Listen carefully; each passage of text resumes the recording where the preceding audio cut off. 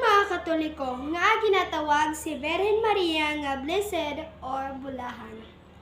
Ini amon paghatagan sang sabat diri sa atong first episode, Katisismo sa Pagtuong Katoliko. Sa liwat, kami ang inyo mga batang katikista. Ako si Florjen Flores. At ako naman si Sarah May Camero. Diri sa Katisismo sa Pagtuong Katoliko.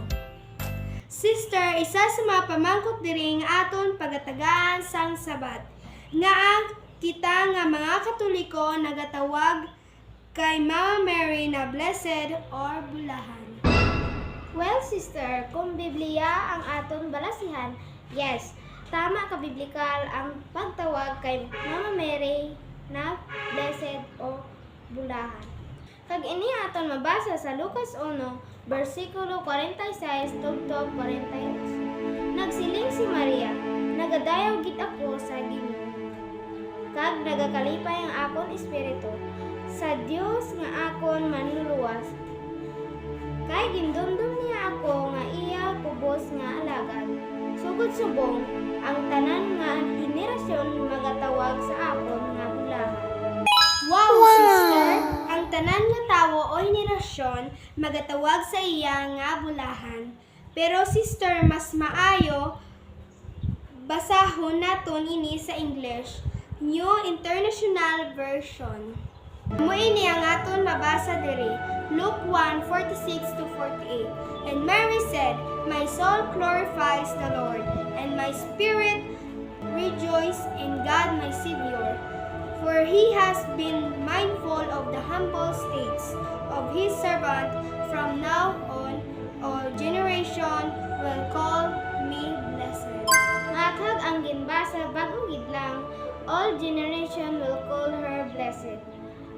Gani kita nga mga Katoliko nagatawag aton mahal nga Birhen Maria nga bulahan. Kabalo ka bala, sister, kung sino nga tawo ang una tawag kay Birhen Maria, bulahan o blessed. Ina ato mabasa sa Lucas 1, versikulo 40 hasta 42. Maayong balita, Biblia, nagkadto siya sa balay ni Zacarias kag iya gintamyo si Elizabeth. Sa pagkabati ni Elizabeth sang panamyaw ni Maria, nagkibo ang bata sa iya tiyan. Napunan si Elizabeth sang Espiritu Santo kag sa mabaskog nga tingog naghambal. Ikaw ang labing bulahan sa tanan ni babae kag bulahan man ang bata nga imo ginadala. Wow, sister! Si Santa Elizabeth ang iloy ni San Juan Bautista, ang tao nga una nagtawag kay Birhen Maria nga bulahan. Gani, sister, kung puno kita sang Espiritu Santo, sang Dios, makasiling kita katulad kay Elizabeth. Hail Mary, full of grace, the Lord is with you.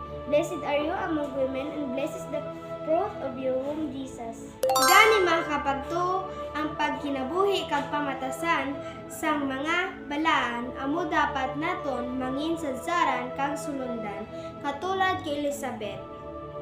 Mapuno man kita sang Espiritu Santo because when we recognize Mary, we also recognize Jesus because Jesus is always with her.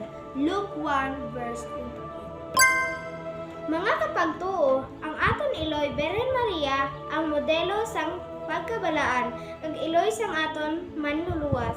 Siling pagani sang balaan nga kasulatan kay nagsiling ang Dios sa kasulatan, magkabuhi kamo nga balaan kay ako balaan. Ini aton mabasa sa 1 Pedro 1:16.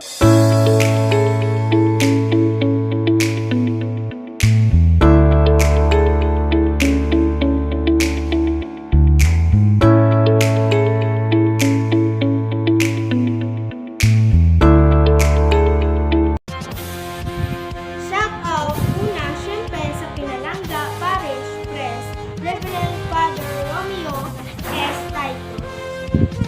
Kag sa aton man, Parochial Vicar Reverend Father Nixie Villar. Kag subong man kay Sir Ray Tintin, PPC. Kag ilabinan ang tatay sa aton kaparian sang Diocese of Tamacalan, Most Reverend Bishop Louie Galvene.